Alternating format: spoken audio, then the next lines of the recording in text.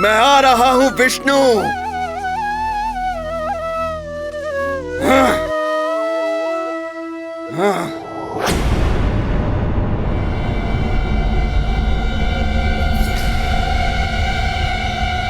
हे शेषनाग, कहाँ है तुम्हारा इष्ट विष्णु, जिसकी सेवा में तुम दिन रात लगे रहते हो?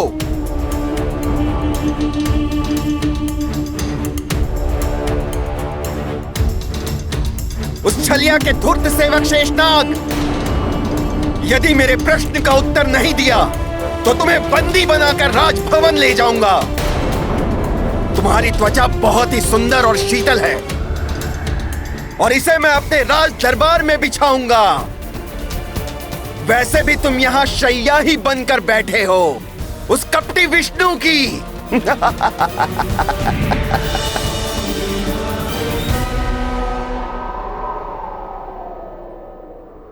हाँ, शैया बना हूं मैं प्रभु विष्णु की, किंतु प्रभु श्री हरि के चरणों की सेवा के असीम आनंद को तुम जैसे पापी नहीं समझ सकते दैत्यराज। हाँ, सेवक हो तो अपने स्वामी की चाटुकारिता तो करोगे ही। अब शीघ्र बोलो, कहाँ है तुम्हारा वो भगवान होने का ढोंग रचने वाला स्वामी? प्रभु तो यही है, तुम्हारे समक्ष।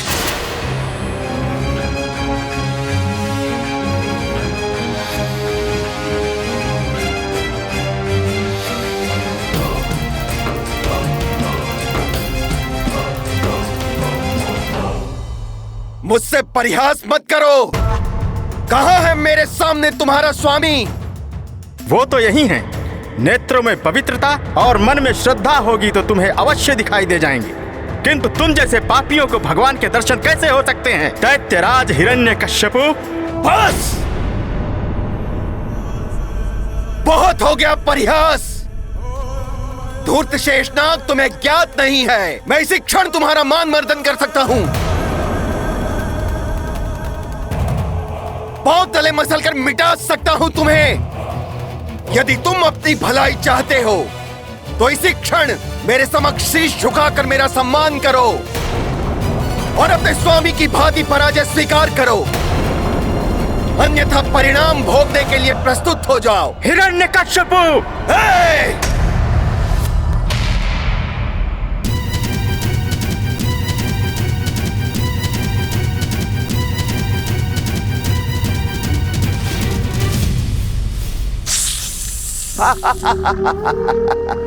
तो तुम्हें अपनी पराजय स्वीकार है। यदि अब तुमने पुनः मेरे समक्ष अपना शीश उठाने का साहस किया तो मैं तुम्हारे शीश के सहस्त्रों टुकड़े कर डालूंगा। अवश्य तुम्हारे स्वामी को मेरे वरदान के बारे में ज्ञात हो गया होगा, इसीलिए वो मेरे समक्ष नहीं आ रहा, अर्थात उसे अपनी पराजय स्वीकार है। तो अब उसके इस धाम पर मेरा अधिकार है। अपमान मर्दन करना है उस देवराज इंद्र का, जिसने मेरी अनुपस्थिति में मेरे पुत्र की हत्या करनी चाहिए। देवराज इंद्र, तुम्हें भी अपनी करनी का फल भोगना पड़ेगा। आ रहा है दैत्यराज महाबली हिरण्यकश्यपु।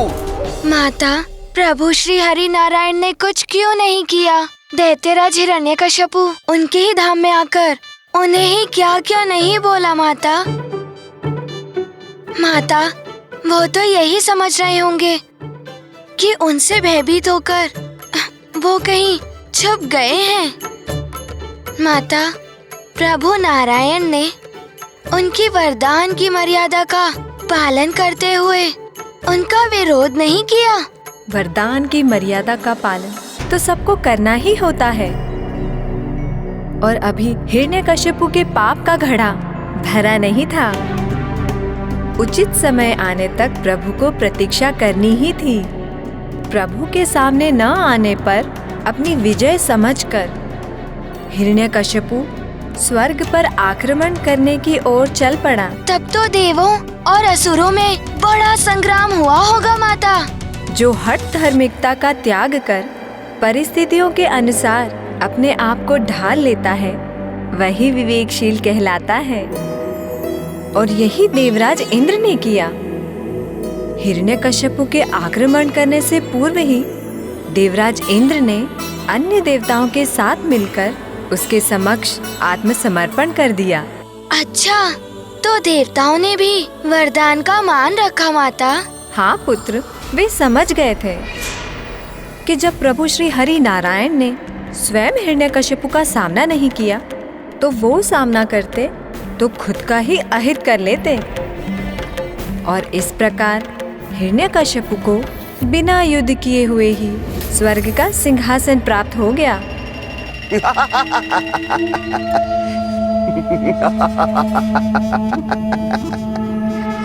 स्वर्ग अब हमारा है, हम असुरों का। समस्त देवता हमारे दास हैं। ब्रह्मदेव, आपके वरदान की तो महिमा ही न्यारी है। शीश झुकाओ मेरे समक्ष, शीश झुकाओ।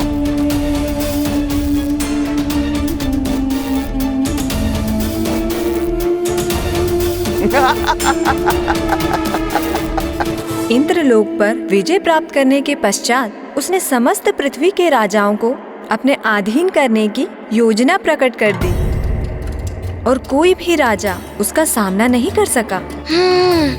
तो इस प्रकार दैत्यराज हिरण्यकश्यपु ने तीनों लोकों पर विजय पाली। हाँ, तीनों लोकों का सम्राट बन बैठा था हिरण्यकश्यपु।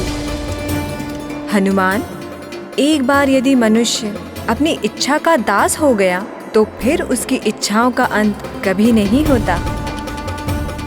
जितनी उसकी इच्छाएं पूरी होती है उतनी ही उसकी इच्छाएं और बढ़ती जाती है। हिरण्यकश्यपु भी इतने में शांत नहीं हुआ। अब उसने स्वयं को ईश्वर घोषित कर दिया और उसे साक्षात ईश्वर मानने के लिए सबको बाध्य करने लगा।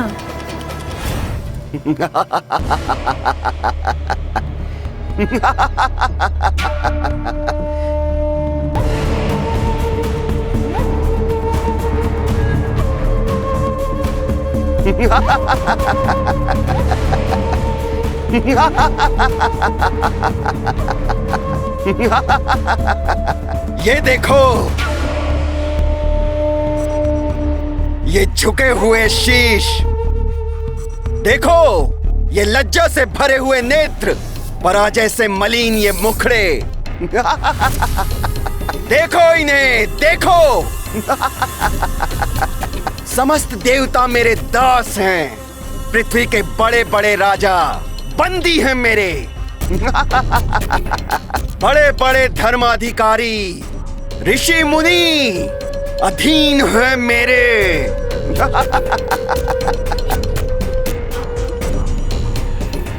अब बताओ, कौन है सर्वशक्तिमान? हिरण्यकश्यपु है सर्वशक्तिमान। दैत्यराज करना क्या चाहते हैं? ऐसा तो पहले कभी नहीं हुआ।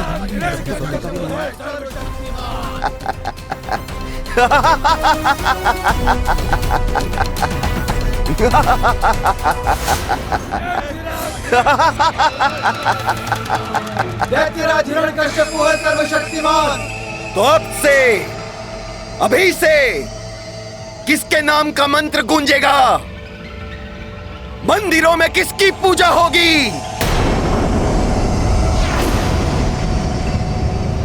बताओ, कौन है तुम्हारा प्रभु? प्रभु श्री हिरण्यकश्यपु महाराज। प्रभु श्री हिरण्यकश्यपु महाराज। प्रभु श्री हिरण्यकश्यपु महाराज। प्रभु श्री हिरण्यकश्यपु महाराज।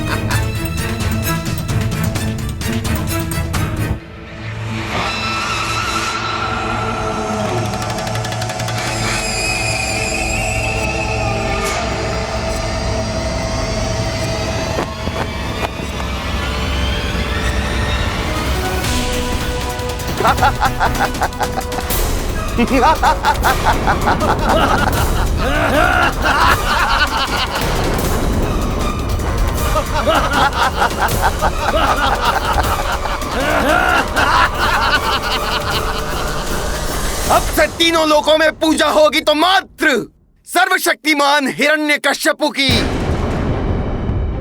अजय अमर ईश्वर प्रभु श्री हिरण्यकश्यपु महाराज, अब से मैं तुम सबका ईश्वर हूँ। मेरी पूजा करने वाले को ही इस पृथ्वी पर जीवित रहने का अधिकार होगा। मैं उन्हें जीवन दान दूंगा, अन्यथा उन्हें कष्ट दान मिलेगा जो ऐसा नहीं करेंगे। मैं उन्हें जीवित नहीं छोड़ूंगा जो मेरी पूजा नहीं करेगा। ये अधर्म है, ये अन्याय है। इस तरह बलपूर्वक किसी से पूजा नहीं करा सकते तुम। नहीं करा सकते।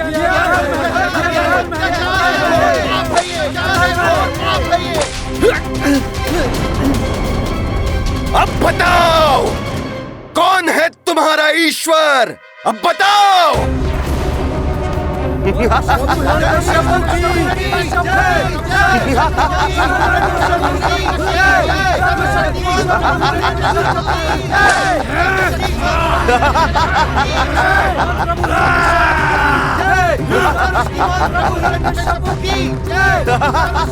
माता, दैत्यराज हिरण्यकश्यपु स्वयं को ईश्वर मान बैठे थे। माता, ईश्वर तो किसी पर शासन नहीं करते, वो तो सबकी सहायता करते हैं। हनुमान, शक्ति और सत्ता का मद जब शीश पे चढ़ जाता है तो बुद्धि भ्रष्ट हो जाती है, और यदि किसी दुष्कर्मी के हाथों असीम शक्ति और सत्ता आ जाए तो वह स्वयं को सर्वोपरि समझने की भूल कर बैठता है, ईश्वर मानने लगता है स्वयं को। सदैव ध्यान रखना चाहिए, शक्ति मिले, सत्ता मिले या धन संपदा, सब ईश्वर की देन समझकर अपनी सीमा में रहते हुए उसे विनम्रता पूर्वक स्वीकार करना चाहिए। सत्य है माता। हनुमान ये सदैव ध्यान रखेगा माता।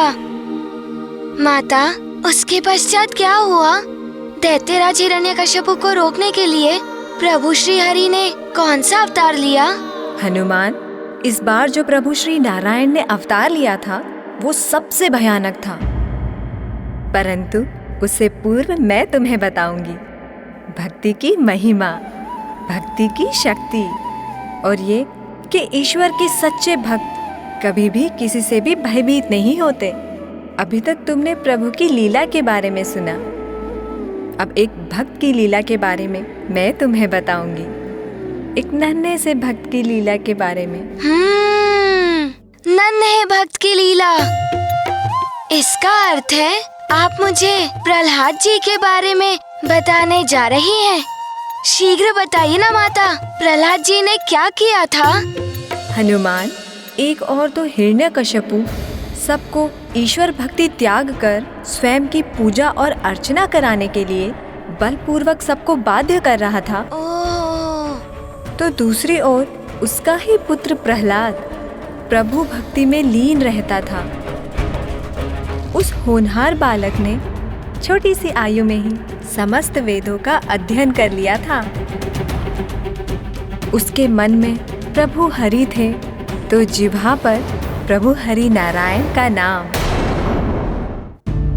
ओम नारायणाय नमः, ओम नारायणाय नमः, ओम नारायणाय नमः, ओम नारायणाय नमः,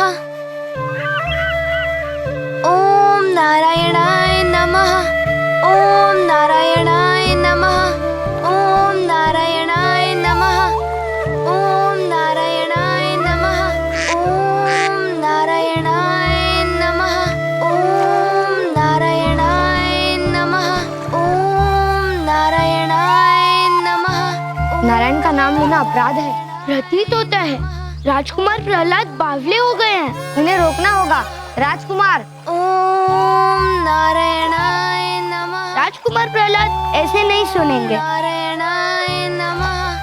राजकुमार प्रहलाद, राजकुमार प्रहलाद, ओम नारायणाय नमः, ओम नारायणाय नमः, ओम नारायणाय नमः, ओम नारायण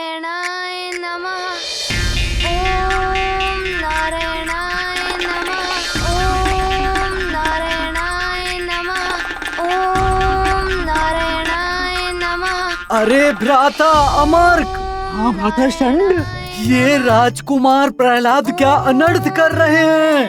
ये तो मुझे पहले से ही पता था, ये बालक ऐसा ही है। भ्राता षंड, यदि प्रभु हिरण्यकश्यप को ये बात पता चल गई ना, तो निश्चय ही वो हम दोनों को सूली पर चढ़ा देंगे। ये नहीं तो गजराज के पांव तले कुचलवा देंगे। भ्राता रोको इन्हें, रोको। हाँ मैं कुछ करता हूँ। प्रहलाद!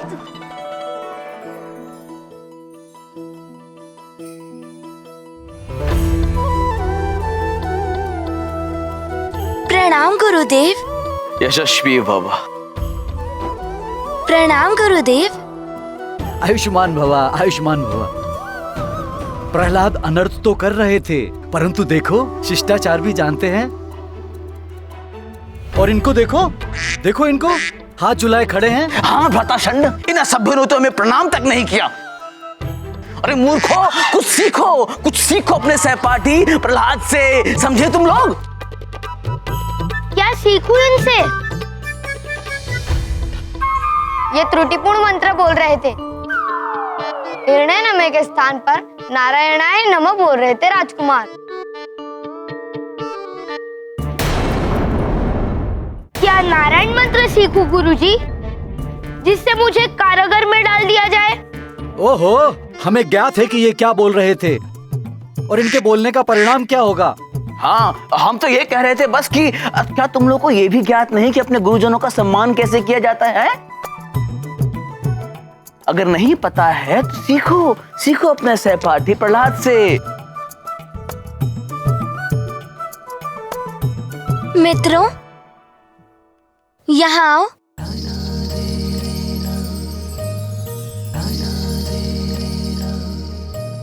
वेदों में गुरुदेव को ईश्वर से भी उच्च स्थान दिया गया है।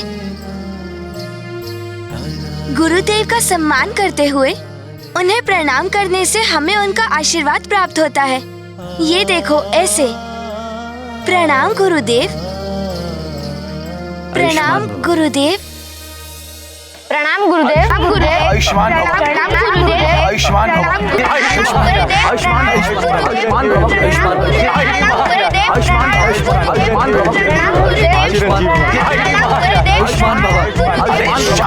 आयुष्मान भव।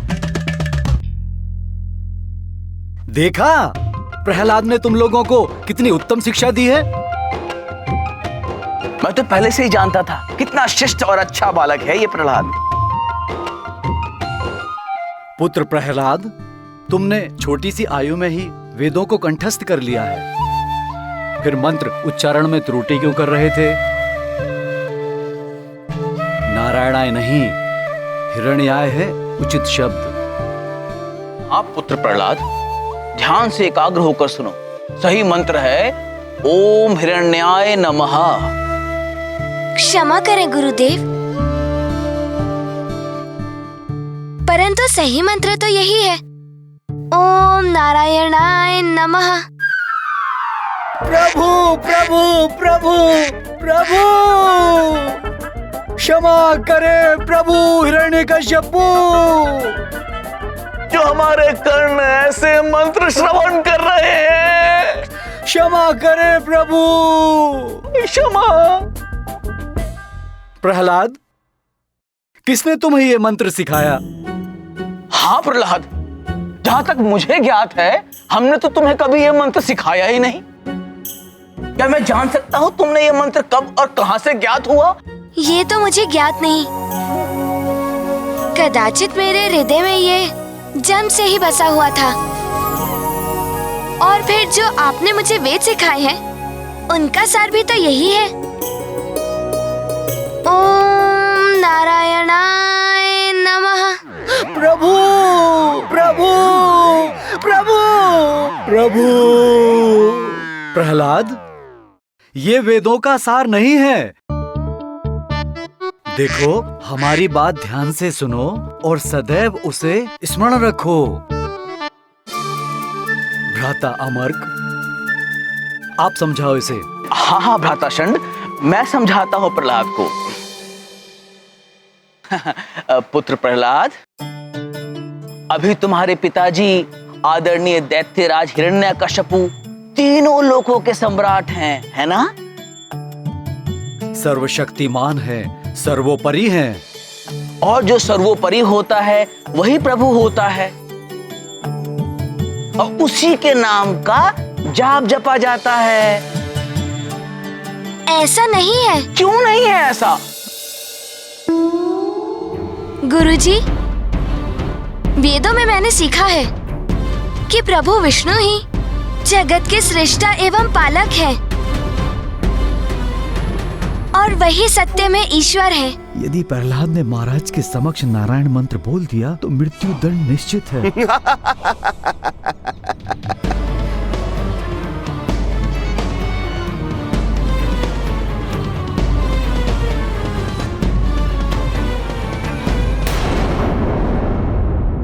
बलपूर्वक या अत्याचार कर किसी के हृदय में स्थान नहीं बनाया जा सकता।